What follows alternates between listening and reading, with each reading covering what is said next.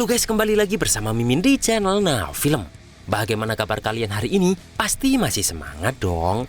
Buat kalian yang terus nanyain kapan Wang Ling dibuat, sabar ya, karena Mimin masih upload semua di channel satunya. Dan pada video kali ini, Mimin hadir kembali untuk meneruskan alur cerita dari sang Guili, yaitu si Opan, dalam Jadinasti episode terbaru, yaitu Jadinasti episode 37.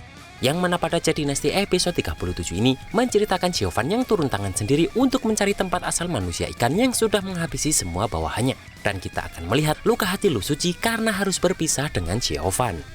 Dan seperti apa alur cerita selengkapnya, jangan lupa pencet tombol like dulu jika kalian suka, dan kita langsung saja masuk ke alur ceritanya.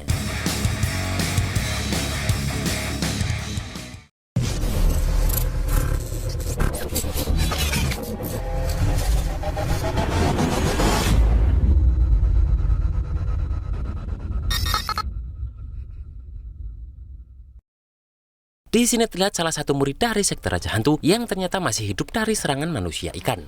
Namun dirinya terkejut karena banyak teman-temannya yang sudah mati dengan kondisi yang sangat mengenaskan.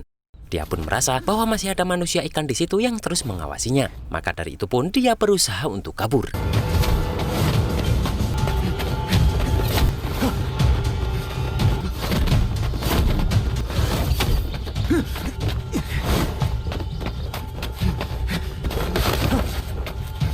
Namun sayangnya, gerombolan manusia ikan ini tak melepaskannya sedikit pun dan menghabisinya juga. Di sini Xiaofan langsung muncul dan menghabisi para monster ini dengan sekali gerak. Setelah itu bawahan Xiaofan yang lain datang dan memberitahu bahwa setelah Xiaofan pergi, pangkalan sekte Raja Hantu diserang oleh monster ikan. Dan karena bentrok beberapa kali, banyak orang dari sekte Raja Hantu yang hilang. Apalagi monster ganas ini mempunyai kulit kasar dan dagingnya tebal, bahkan pandai kabur dengan air. Xiaofan pun bertanya di mana bawahannya yang bernama Shasheng. Namun orang itu mengatakan bahwa Shasheng ini mengejar kawanan monster ikan dan belum kembali. Bahkan setelah dia selidiki, pihak sekte Akasia juga mengalami hal yang sama dengan sekte Raja Hantu ini. Namun untuk sekte Segudang Racun malah sudah mundur dari rawa dalam semalam. Di sini Xiaofan bertanya apakah ketua sekte Raja Hantu datang ke sini sebelum Xiaofan datang. Dan orang itu mengiyakan hal tersebut. Bahkan Gui Wang datang bersama dua utusan suci, yaitu Jinglong dan Cuku. Xiaofan pun bertanya apa yang ketua sektenya itu katakan. Kemudian orang itu berkata bahwa ketua sektenya berkata semua urusan di sini ditangani oleh Xiaofan sebagai wakil sekte Raja Hantu. Kemudian dia pun pergi. Di sini Xiaofan pun meminta orang itu untuk menarik kembali semua bawahan ke Gunung Huji karena masalah di sini sudah selesai. Namun orang itu bertanya apa yang akan dilakukan Xiaofan. Dan Xiaofan pun mengatakan bahwa dirinya akan melacak monster ikan ini yang sudah membunuh banyak orang-orang dari sekte Raja Hantu. Sementara di tempat lain, terlihat Xie Huan marah setelah mendengar cerita dari Yeko ini. Namun menurut kakeknya, tidak semua orang bisa bertahan dalam situasi hidup dan mati. Xie Huan pun heran karena Yeko lebih memilih mati daripada menyerah. Begitu juga kakek Zoyichu sangat merasa aneh karena Guili masih membiarkan Yeko hidup, padahal Guili terkenal kejam kepada semua musuhnya. Terlihat Yeko pun juga masih tak tahu alasan Guili melakukan itu. Di sini Xie Huan pun bertanya, pasti Yeko sangat membenci Guili ini. Dan Yeko mengakui jika awalnya Yeko ini memang sangat membenci Guili. Namun kemudian dia mengerti jika pada akhirnya sekte Akasia dan Segudang Racun pasti juga akan bertindak kepada istana pemurnian darah ini. Mendengar itu kakek Zoyichi pun sadar jika beliau sudah meremehkan Yeko ini karena pada kenyataannya Yeko masih punya pemikiran seperti itu. Yeko pun meneruskan ceritanya bahwa sebenarnya dia sudah kesal terus tinggal di sekte Raja Hantu. Dan saat bertemu dengan mereka berdua, Yeko juga tak tahu kenapa akhirnya dirinya mengikuti mereka. Namun di sini Yeko mengakui jika dirinya sama sekali tidak punya niat untuk menyakiti mereka berdua. Bahkan jika mereka tak bersedia pun, maka Yeko akan pergi juga hari ini. Namun Xie Huan meminta Yeko untuk mengikutinya karena bagaimanapun juga mereka semua sama-sama tidak punya tempat kembali. Namun kakeknya menegurnya karena Yeko ini adalah pengikut sekte iblis yang terkenal kejam. Di sini Xie Huan pun bertanya apakah kakeknya itu pernah mendengar tentang Yeko ini. Dan akhirnya kakek Zoyichu pun mengakui jika beliau memang belum mendengar apa-apa tentang Yeko ini. Namun tidak ada gunanya juga jika Yeko ini mengikuti mereka berdua. Dan Yeko ini pun hanya bisa melihat pertengkaran antara kakek dan cucu ini. Nasib bet ya Yeko ini. Namun kemudian Yeko ini rela melakukan apapun bahkan pekerjaan kasar setelah mendengar Xiaohuan meminta bantuan kepada Yeko untuk kedepannya. Sementara kakek Zoyichu terlihat kesal dengan kedua anak muda ini. Kemudian pun mereka bertiga langsung meneruskan perjalanan bersama-sama. Sementara di puncak gunung sekte Jingyun, terlihat Jingyu ini sudah kembali ke tempat itu. Dan di dalam kuil terlihat Master Daoxuan sedang bersama guru dari Lin Jingyu ini. Di sini guru Jingyu pun meminta Jingyu untuk di luar dulu karena beliau masih menyambut tamu di dalam. Di sini Pak Tua itu bertanya kepada Master Daoxuan kenapa dia tak membimbing Jingyu sendiri padahal Jingyu ini adalah bibit yang bagus. Dan Master Daoxuan berkata bahwa Jingyu ini terlalu mirip dengan seseorang, yang mana beliau tak akan bisa tidur jika membiarkan Jingyu di sisinya. Karena semua yang ada pada Jingyu ini sangat mirip dengan seseorang di masa lalu Master Daoxuan. Terlihat setelah itu, Master Daoxuan ini langsung batuk. Yang mana Pak Tua itu tak menyangka jika luka Master Daoxuan ini masih belum membaik padahal 10 tahun sudah berlalu setelah tragedi itu. Yang mana Master Daoxuan ini terkena serangan balik dari pedang penebas immortal yang dia gunakan sendiri. Bahkan Pak Tua itu merasa jika Master Daoxuan akan mati lebih cepat jika berani menggunakan pedang penebas immortal beberapa kali lagi.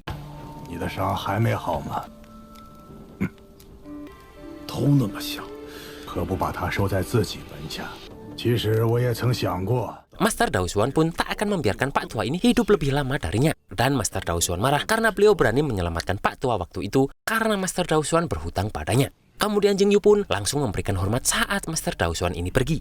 Tak lama kemudian Pak Tua itu menemui Jingyu dan bertanya apakah Jingyu baik-baik saja setelah turun gunung. Jingyu pun berkata pada gurunya tersebut bahwa dirinya baik-baik saja. Namun sayangnya Jingyu kembali tanpa membawa hasil setelah kembali dari rawa kematian itu.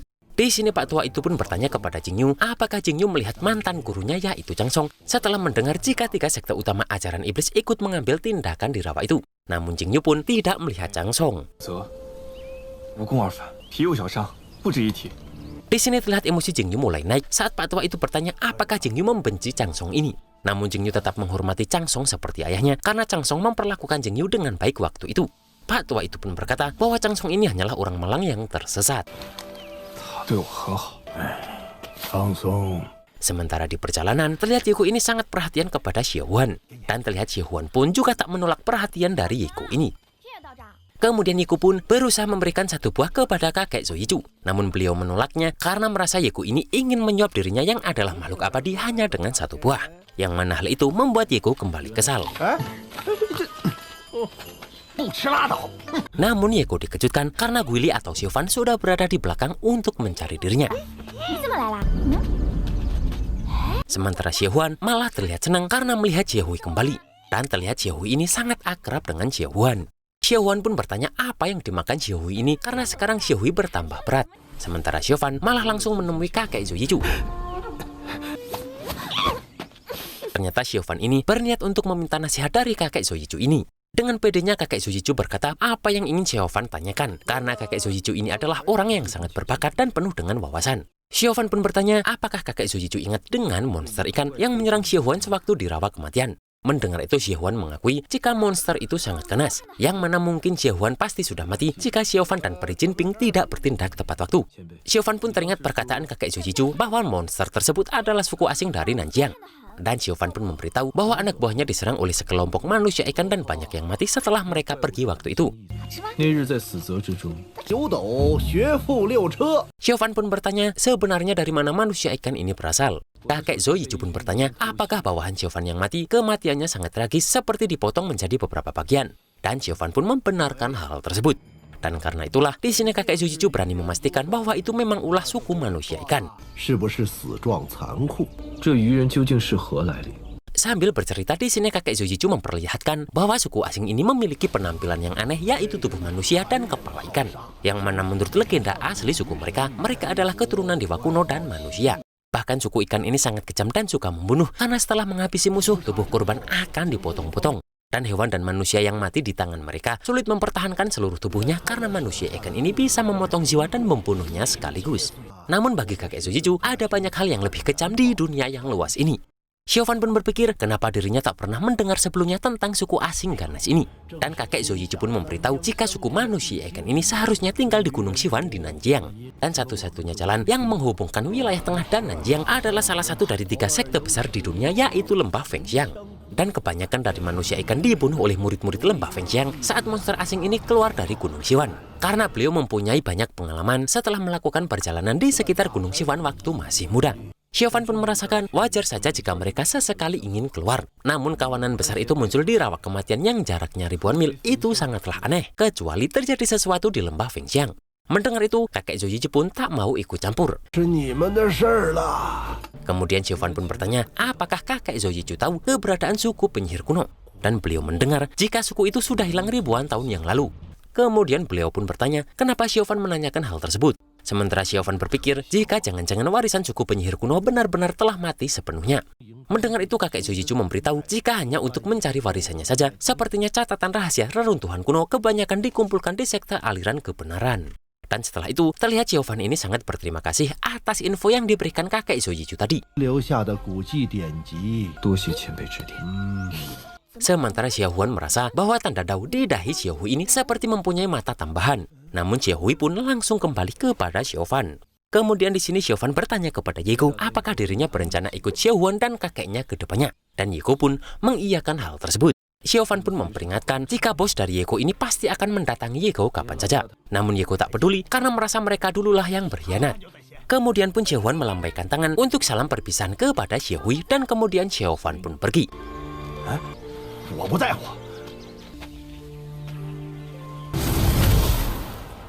Setelah itu, terlihat Peri Jinping sudah berada di belakang mereka. Yang mana Peri Jin tak menyangka karena kakek Zhou Yichu tahu banyak hal. Sementara di puncak bambu kecil sekte Qingyun, terlihat Lu Suci ini masih menyendiri. Di sini Lu Suci pun hanya bisa terdiam karena teringat pertemuannya kembali dengan Xiaofan.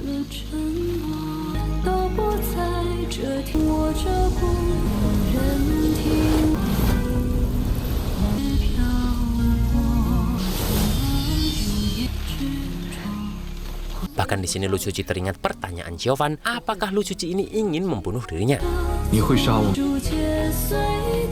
Terlihat Lu Suci ini langsung menggunakan pedangnya dan membayangkan seakan-akan dirinya sedang melawan Xiaofan.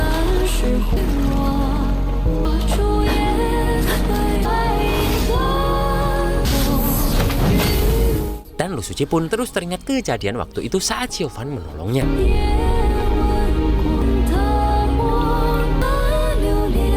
Lu Suci juga teringat saat Xiaofan menolak saat Lu Suci meminta Xiaofan ikut kembali ke sekte Qingyun.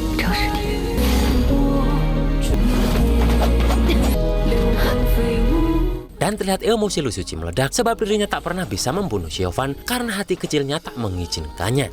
Bahkan Lu Suci masih teringat jelas perkataan Xiaofan yang berkata bahwa Xiaofan tak perlu diselamatkan mereka karena Xiaofan sudah menapaki jalannya sekarang ini dengan baik. Lu Suci pun terus teringat itu yang membuat hatinya semakin terluka. Dan karena itu Lu Suci mengatakan bahwa langit dan bumi kejam karena semua makhluk hidup diperlakukan seperti anjing. Karena sampai detik ini Xiaofan masih belum bisa ikut kembali bersamanya.